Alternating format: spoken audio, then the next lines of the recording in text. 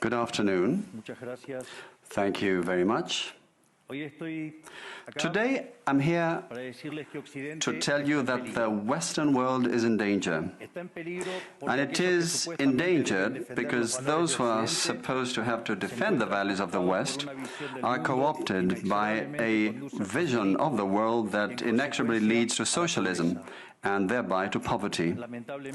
Unfortunately, in recent decades, motivated by some well-meaning individuals willing to help others, and others motivated by the wish to belong to a privileged caste, the main leaders of the Western world have abandoned the model of freedom for different versions of what we call collectivism. We're here to tell you that collectivist experiments are never the solution to the problems that afflict the citizens of the world. Rather, they are the root cause. Do believe me, no one better placed than us, Argentines, to testify to these 2 points. When we adopted the model of freedom back in 1860, in 35 years we became a leading world power. And when we embraced collectivism over the course of the last 100 years, we saw how our citizens started to become systematically impoverished, and we dropped to spot number 140 globally.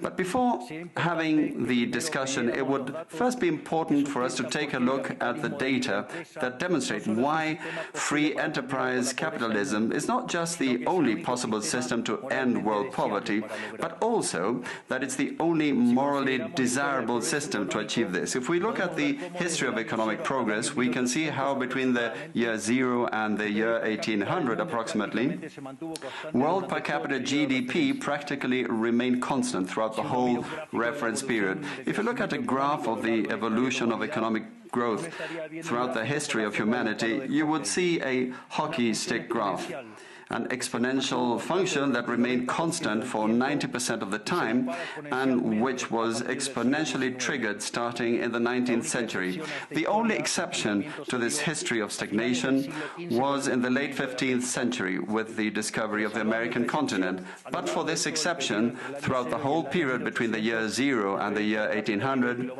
global per capita GDP stagnated.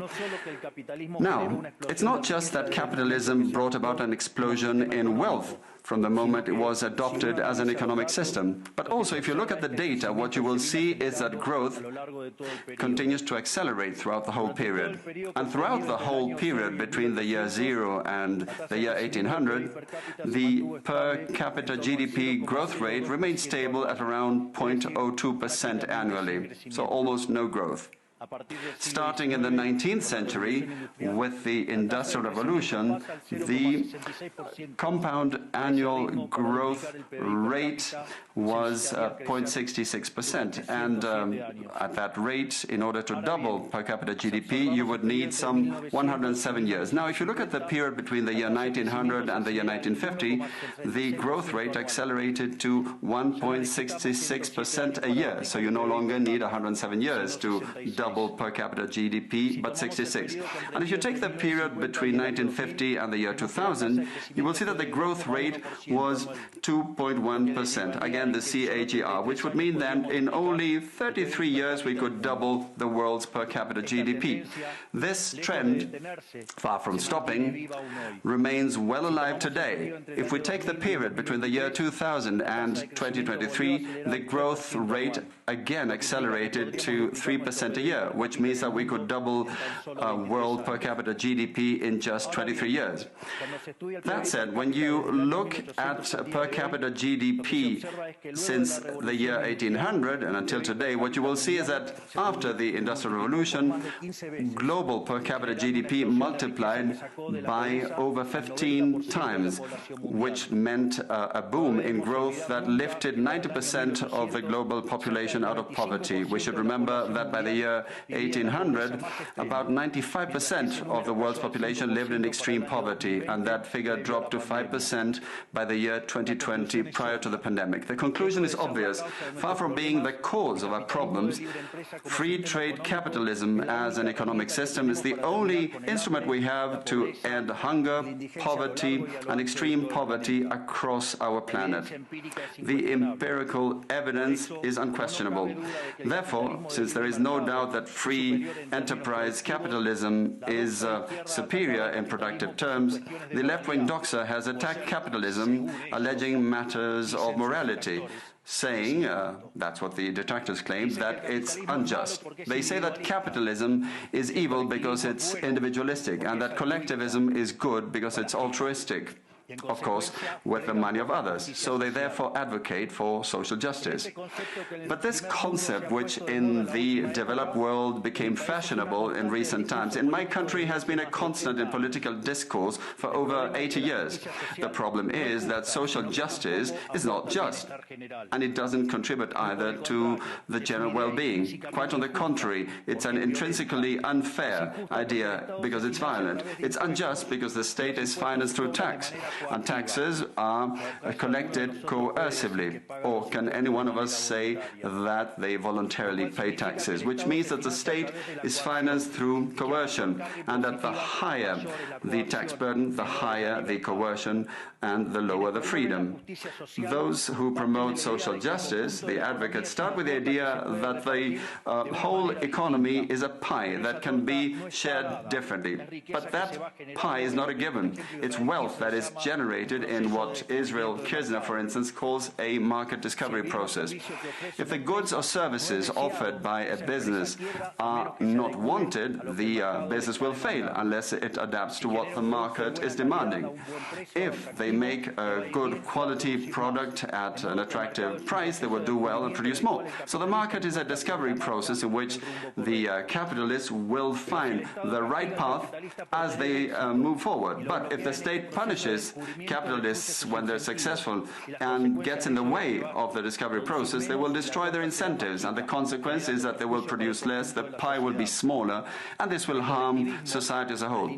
Collectivism, by inhibiting these discovery processes and hindering the appropriation of discoveries, ends up binding the hands of entrepreneurs and prevents them from offering better goods and services at a better price. So how come that academia, international organizations, economic theory and politics demonize an economic system that has not only lifted out of extreme poverty 90% of the world's population, but has continued to do this faster and faster? And this is morally superior and just. Thanks to free trade capitalism, it is to be seen that the world is now living its best moment. Never in all of mankind's or humanity's history has there been a time of more prosperity than today. This is true for all. The world of today has more freedom, is rich, is more peaceful and prosperous.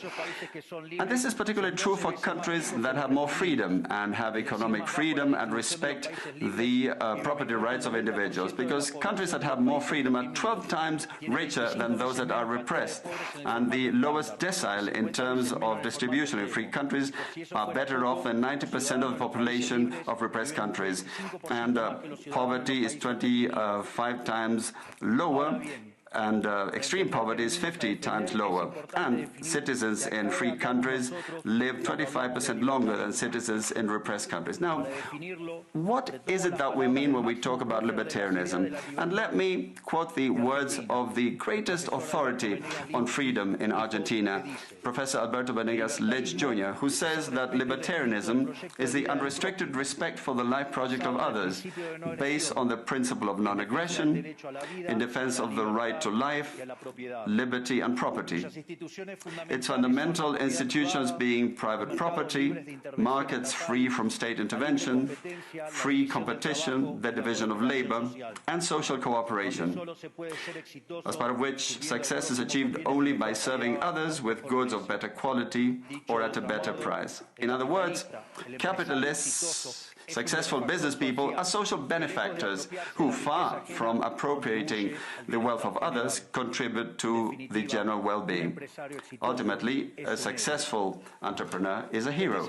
And this is the model that we are advocating for the Argentina of the future, a model based on the fundamental principles of libertarianism, the defense of life, of freedom, and of property. Now, if free enterprise capitalism and economic freedom have proven to be extraordinary instruments to end poverty in the world, and we are now at the best time in the history of humanity, it is worth asking why I say that the West is endangered. And I say this precisely because in those of our countries that should defend the values of the free market, private property, and the other institutions of libertarianism, sectors of the political and economic establishment, some due to mistakes in their theoretical framework and others due to a greed for power are undermining the foundations of libertarianism, opening up the doors to socialism and potentially condemning us to poverty, misery and stagnation. It should never be forgotten that socialism is always and everywhere an impoverishing phenomenon that has failed in all countries where it's been tried out. It's been a failure economically, socially, culturally, and it also murdered over 100 million human beings. The essential problem in the West today is not just that we need to come to grips with those who, even after the fall of the Berlin Wall and the overwhelming empirical evidence, continue to advocate for impoverishing socialism. But there's also our own leaders, thinkers, and academics who, relying on a misguided theoretical framework, undermine the fundamentals of the system that has given us the greatest expansion of wealth and prosperity in our history. The theoretical framework to which I refer is that of neoclassical economic theory, which designs a set of instruments that unwillingly, or without meaning to, ends up serving the intervention by the state, socialism, and social degradation. The problem with neoclassicals is that the model they fell in love with does not map reality, so they put down their mistakes to supposed market failures rather than reviewing the premises of the model. On the pretext of a supposed market failure, regulations are introduced which only create distortions in the price system, prevent economic calculus, and therefore also prevent saving, investment, and growth. This problem lies mainly in the fact that not even supposedly libertarian economists understand what the market is, because if they did understand, it would quickly be seen that it's impossible for there to be something along the lines of market failures. The market is not a mere graph describing a curve of supply and demand. The market is a mechanism for social cooperation where you voluntarily exchange ownership rights. Therefore, based on this definition, talking about a market failure is an oxymoron. There are no market failures. If transactions are voluntary, the only context in which there can be a market failure is if there is coercion. And the only one that is able to coerce generally is the state, which holds a monopoly on violence. Consequently, if someone considers that there is a market failure, I would suggest that they check to see if the state intervention involved. And if they find that that's not the case, I would suggest that they check again, because obviously there's a mistake. Market failures do not exist. An example of these so-called market failures described by the neoclassicals are the concentrated structures of the economy. However, without increasing returns to scale functions, whose counterpart are the concentrated structures of the economy, we couldn't possibly explain economic growth since the year 1800 until today. Isn't this interesting? Since the year 1800 onwards, with population multiplying by 8 or 9 times, per capita GDP grown by over 15 times. So there are growing returns, which took extreme poverty from 95% to 5%. However, the presence of growing returns involves concentrated structures. what we would call a monopoly. How come then that something that has generated so much well-being for the neoclassical theory is a market failure? Neoclassical economists think outside of the box. When the model fails, you shouldn't get angry with reality, but rather with the model and change it. The dilemma faced by the neoclassical model is that they say they wish to perfect the functioning of the market by attacking what they consider to be failures. But in so doing, they don't just open up the doors to socialism, but also go against economic growth. An example, regulating monopolies, destroying their profits and destroying growing returns automatically would destroy economic growth. In other words, whenever you want to correct a supposed market failure inexorably, as a result of not knowing what the market is, or as a result of having fallen in love with a failed model, you are opening up the doors to socialism and condemning people to poverty. However, faced with the theoretical demonstration that state intervention is harmful and the empirical evidence that it has failed couldn't have been otherwise, the solution to be proposed by collectivists is not greater freedom, but rather greater regulation, which creates a downward spiral of regulations until we're all poorer and the life of all of us depends on a bureaucrat sitting in a luxury office. Given the dismal failure of collectivist models and the undeniable advances in the free world, socialists were forced to change their agenda. They left behind the class struggle based on the economic system and replaced this with other supposed social conflicts which are just as harmful to life as a community and to economic growth. The first of these new battles was the ridiculous and unnatural fight between man and woman. Libertarianism already provides for equality of these sexes. The cornerstone of our creed says that all humans are created equal, that we all have the same unalienable rights granted by the Creator, including life, freedom, and ownership. All that this radical feminism agenda has led to is greater state intervention to hinder the economic process, giving a job to bureaucrats who have not contributed anything to society.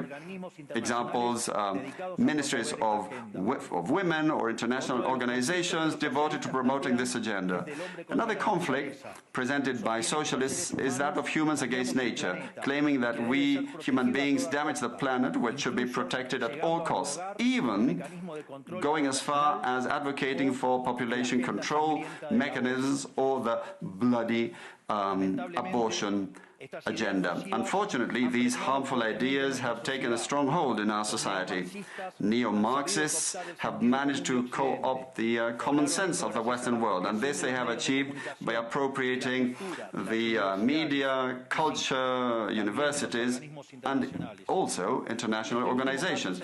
The latter case is the most serious one, probably, because these are institutions that have enormous influence on political and economic decisions of the countries that make up the multilateral organizations.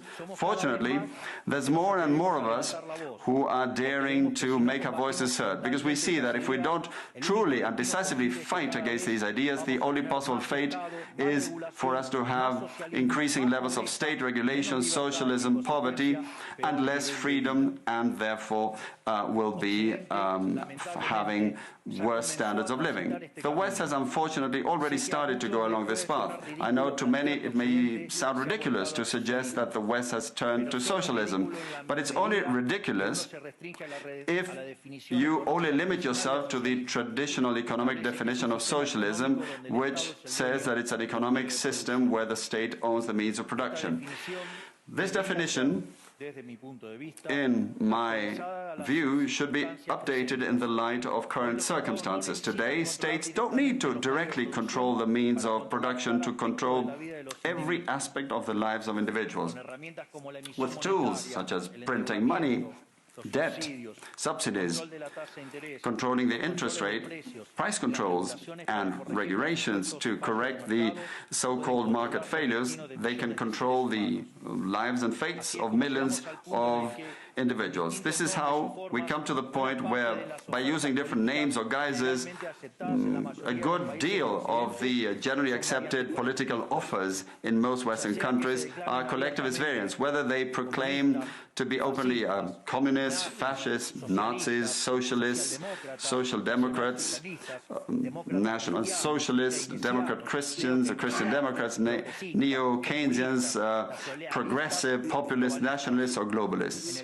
At bottom, there are no major differences. They all say that the state should steer all aspects of the lives of individuals. They all defend a model contrary to that one which led humanity to the most spectacular progress in its history. We have come here today to invite the rest of the countries in the Western world to get back on the path of prosperity, economic freedom, limited government, and unlimited respect for private property are essential elements for economic growth. And the impoverishment produced by collectivism is no fantasy, nor is it an inescapable fate. But it's a reality that we Argentines know very well. We have lived through this, we have been through this, because as I said earlier, ever since we decided to abandon the model of freedom that had made us rich, we have been caught up in a downward spiral, as part of which we are poorer and poorer day by day.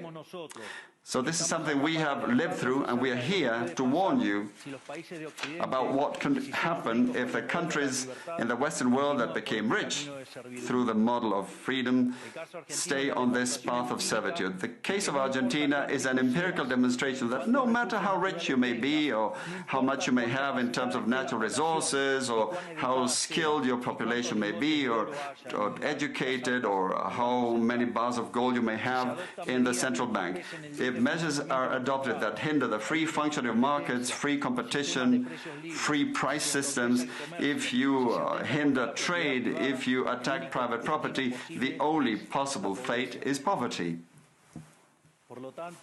Therefore, in concluding, I would like to leave a message for all business people here and for those who are not here in person but are following from around the world. Do not be intimidated either by the political class or by parasites who live off the state. Do not surrender to a political class that only wants to stay in power and retain its privileges. You are social benefactors, you're heroes, you're the creators of the most extraordinary period of prosperity we've ever seen. Let no one tell you that your ambition is immoral. If you make money, it's because you offer a better product at a better price, thereby contributing to general well-being. Do not surrender to the advance of the state. The state is not the solution. The state is the problem itself. You are the true protagonists of this story. And rest assured that as from today, Argentina is your staunch, unconditional ally. Thank you very much, and long live freedom. Damn it.